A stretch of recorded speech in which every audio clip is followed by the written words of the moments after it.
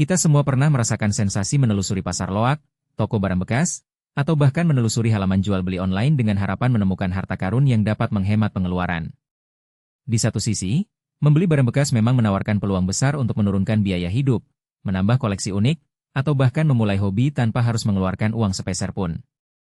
Namun di sisi lain, banyak orang terjebak dalam perangkap murah tapi berujung rugi. Harga yang tampak menggiurkan seringkali menutupi kerusakan tersembunyi, keaslian yang dipertanyakan, atau biaya tambahan yang muncul belakangan. Akibatnya, apa yang seharusnya menjadi investasi hemat malah berubah menjadi beban ekstra, bahkan menguras dompet lebih dalam daripada membeli barang baru. Masalah ini bukan sekadar kebetulan. Di era digital, informasi tentang barang bekas melimpah, tetapi kualitas informasi itu sendiri tidak selalu terjamin. Penjual yang kurang transparan, foto yang diedit, atau deskripsi yang samar menjadi akar utama mengapa konsumen seringkali menyesal setelah transaksi selesai. Di samping itu, budaya, diskon cepat, dan buru barang membuat banyak orang terburu-buru menilai tanpa melakukan pemeriksaan menyeluruh. Tanpa kerangka kerja yang jelas, keputusan pembelian menjadi reaktif, bukan rasional. Oleh karena itu, sebelum Anda menekan tombol, beli, atau mengulurkan tangan ke barang yang tergeletak di rak, ada 6 hal penting yang harus Anda periksa.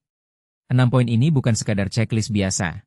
Mereka adalah fondasi yang akan menuntun Anda menilai nilai sejati sebuah barang bekas, menghindari risiko tersembunyi, dan memastikan setiap rupiah yang Anda keluarkan memberikan manfaat maksimal. Mari kita mulai dengan menelusuri masing-masing poin tersebut secara mendalam, mengaitkannya dengan contoh visual yang mudah dibayangkan, serta menelusuri langkah-langkah praktis yang dapat Anda terapkan seketika. Pada akhir pembahasan, Anda akan memiliki gambaran visual yang kuat, sebuah diagram sederhana yang menampung ke-6 elemen itu dalam satu rangkaian, sehingga setiap kali Anda berada di pasar atau membuka aplikasi jual beli, ingatan Anda otomatis melompat ke poin-poin krusial tersebut. Pertama, perhatikan kondisi fisik barang. Bayangkan Anda sedang memeriksa sebuah sofa bekas yang terletak di sudut ruang tamu sebuah toko loak. Permukaan kainnya tampak bersih, tetapi ketika Anda menekannya, terasa ada benjolan kecil di sudut kanan bawah. Jika Anda menoleh ke belakang, terlihat bekas noda yang belum sepenuhnya dihilangkan. Kondisi seperti ini menandakan bahwa ada kerusakan struktural yang belum terlihat pada pandangan pertama. Untuk menghindari kejutan, lakukan pemeriksaan menyeluruh. Sentuh, tekan, dan periksa setiap sudut. Periksa jahitan, sambungan, atau bagian yang bergerak. Jika barang berupa elektronik, nyalakan dan uji semua fungsi utama, termasuk tombol, port, dan suara. Jika barang berupa pakaian, periksa label, warna, dan apakah ada benang yang lepas. Hanya dengan menilai kondisi secara detail, Anda dapat menilai apakah harga yang ditawarkan sebanding dengan umur pakai yang masih tersisa.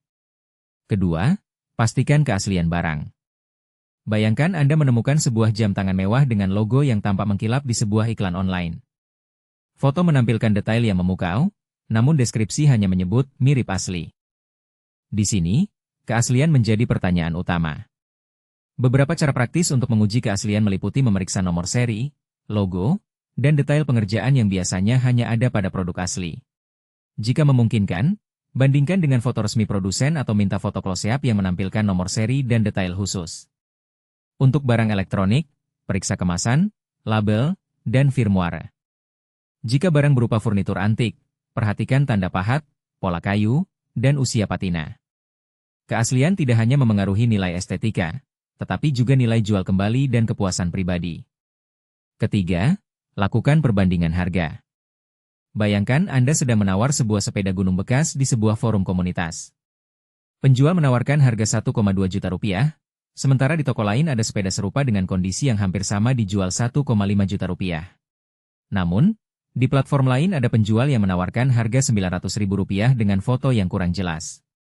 Disinilah perbandingan harga menjadi penting. Anda harus mengumpulkan data harga dari beberapa sumber, termasuk toko fisik, marketplace, dan grup komunitas. Dengan data tersebut, Anda dapat menentukan rentang harga wajar. Jika harga yang ditawarkan berada di atas rata-rata, pertanyakan nilai tambah apa yang diberikan penjual. Jika di bawah rata-rata, pastikan tidak ada faktor tersembunyi yang menurunkan nilai, seperti kerusakan atau keaslian yang dipertanyakan. Keempat, nilai kredibilitas penjual. Bayangkan Anda berkomunikasi dengan seorang penjual melalui pesan singkat. Ia menjawab dengan cepat, namun tidak memberikan foto tambahan ketika diminta. Penjual tidak memiliki ulasan atau rating yang dapat dilihat. Di sisi lain, penjual lain memiliki rating tinggi, ulasan positif, dan respons yang transparan. Kredibilitas penjual dapat diukur dari riwayat transaksi, ulasan pembeli sebelumnya, dan cara mereka berkomunikasi. Jika penjual tidak menyediakan bukti kepemilikan atau tidak bersedia mengirimkan foto tambahan, waspadai kemungkinan penipuan atau barang yang tidak sesuai deskripsi. Pastikan Anda memiliki jalur komunikasi yang jelas dan dapat dipercaya sebelum melanjutkan transaksi. Kelima, waspadai biaya tersembunyi. Bayangkan Anda membeli sebuah lemari kayu bekas secara online dengan harga yang tampak sangat murah. Namun, penjual menambahkan biaya pengiriman yang tidak disebutkan sebelumnya, atau meminta Anda menanggung biaya perakitan setelah barang tiba. Biaya tambahan seperti ongkos kirim, pajak, biaya perakitan, atau bahkan biaya perbaikan setelah pembelian dapat mengubah total pengeluaran secara signifikan. Sebelum menyetujui transaksi, mintalah rincian lengkap biaya, termasuk estimasi ongkos kirim dan kebijakan pengembalian. Jika penjual menolak memberikan informasi tersebut, pertimbangkan kembali keputusan Anda. Keenam, periksa kebijakan pengembalian. Bayangkan Anda membeli sebuah televisi bekas, mengirimkannya, dan setelah dibuka ternyata layarnya memiliki goresan yang tidak terlihat pada foto. Jika penjual tidak memiliki kebijakan pengembalian, Anda terpaksa menanggung kerugian. Kebijakan pengembalian yang jelas memberikan jaminan bahwa Anda dapat mengembalikan barang jika tidak sesuai deskripsi atau rusak saat diterima. Periksa apakah penjual menawarkan garansi singkat, pengembalian dana, atau tukar barang. Jika tidak ada kebijakan, pertimbangkan risiko yang Anda ambil. Sebaiknya pilih penjual yang memberikan setidaknya 37 hari periode pengembalian, sehingga Anda memiliki waktu untuk memeriksa barang secara menyeluruh. Setelah memahami ke-6 poin penting tersebut, mari kita susun kerangka kerja yang dapat Anda aplikasikan dalam setiap proses pembelian barang bekas. Kerangka kerja ini terdiri dari 3 tahap utama: persiapan, evaluasi lapangan, dan keputusan akhir. Pada tahap persiapan, Anda mengumpulkan informasi dasar mengenai barang yang diinginkan, menetapkan anggaran maksimal, dan menyiapkan daftar pertanyaan yang akan diajukan kepada penjual. Pada tahap evaluasi lapangan, Anda melakukan pemeriksaan kondisi, menguji keaslian, membandingkan harga, menilai kredibilitas penjual, menghitung total biaya, dan meninjau kebijakan pengembalian. Pada tahap keputusan akhir, Anda menimbang semua temuan, mengkalkulasi nilai manfaat versus biaya, dan menentukan apakah transaksi layak dilanjutkan atau tidak.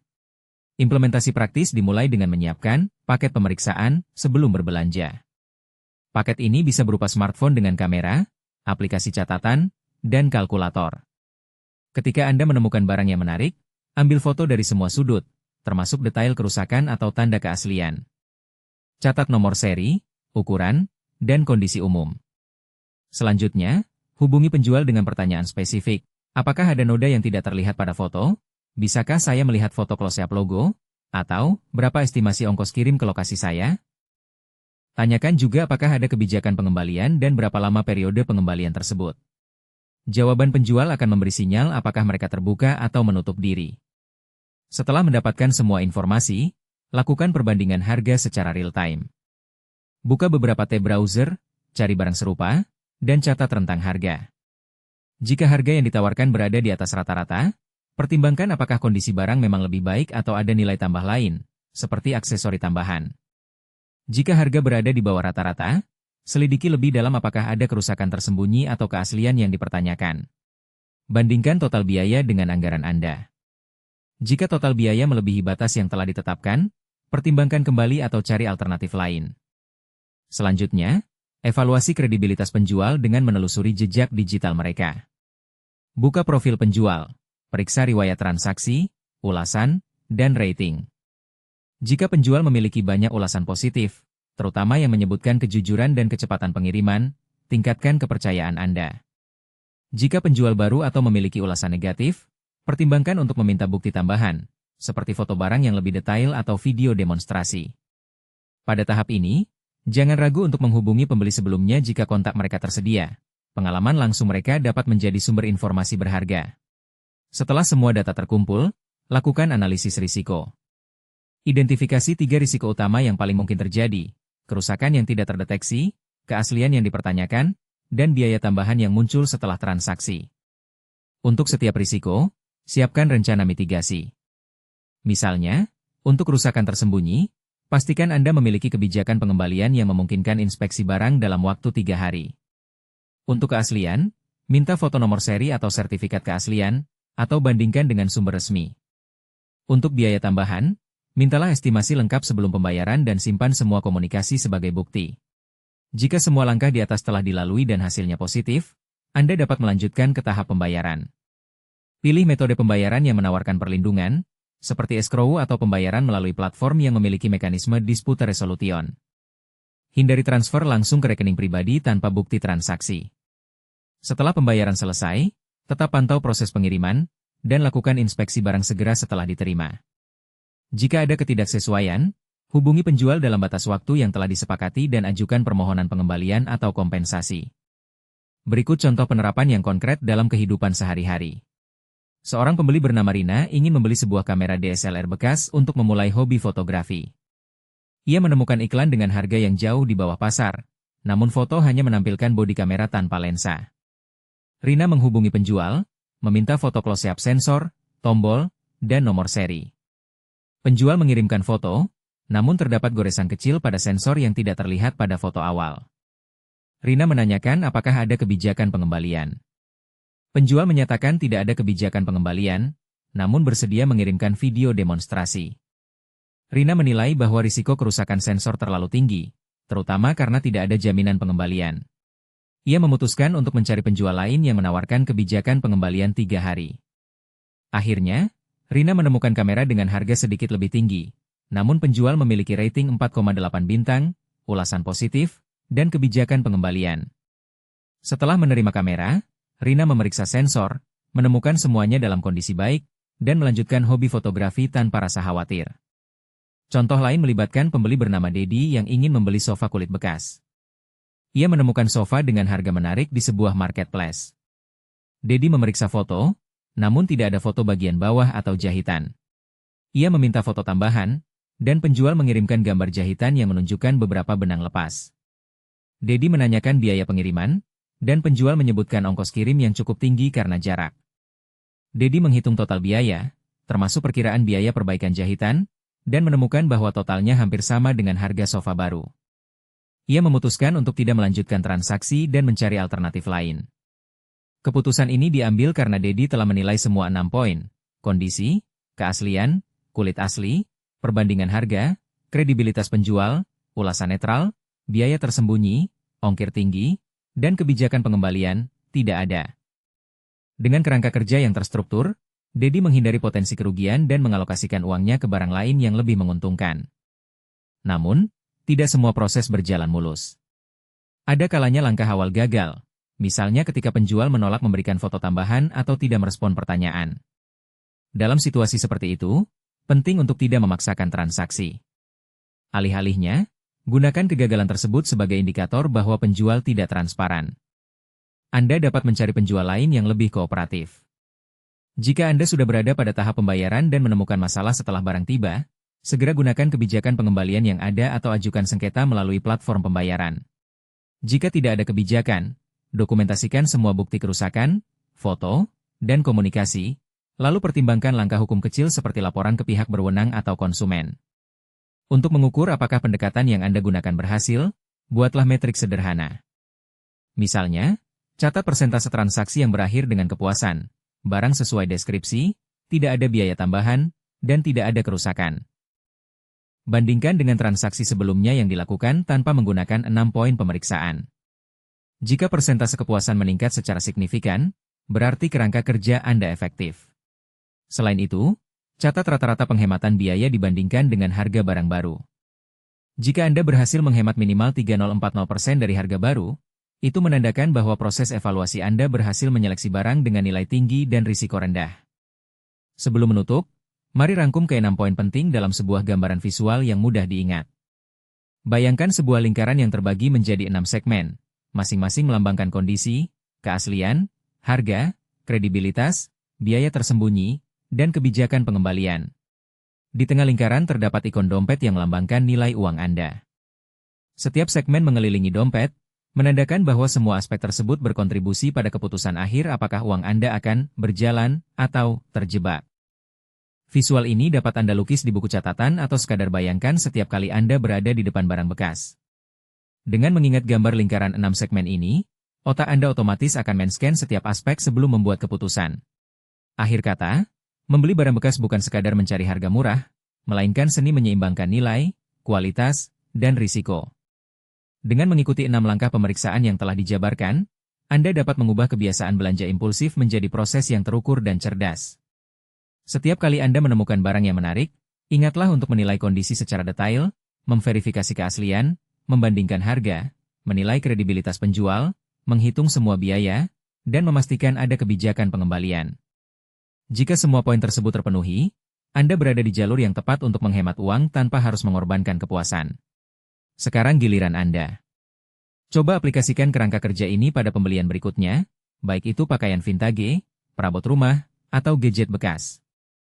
Amati hasilnya, catat pengalaman Anda, dan bagikan komentar di bawah video ini.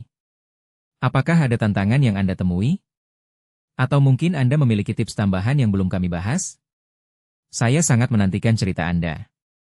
Dengan berbagi pengalaman, kita semua dapat belajar bersama dan semakin pintar dalam berbelanja barang bekas. Jadi, jangan ragu untuk menuliskan pendapat, pertanyaan, atau kisah sukses Anda di kolom komentar. Dan jika video ini membantu Anda menghemat uang, beri tanda suka serta langganan channel untuk mendapatkan konten-konten praktis lainnya. Sampai jumpa di video berikutnya. Semoga belanja Anda selalu cerdas, hemat, dan memuaskan. Intinya, jalankan langkah kecil ini secara konsisten supaya hasilnya benar-benar terasa dan perubahanmu tidak berhenti di tengah jalan.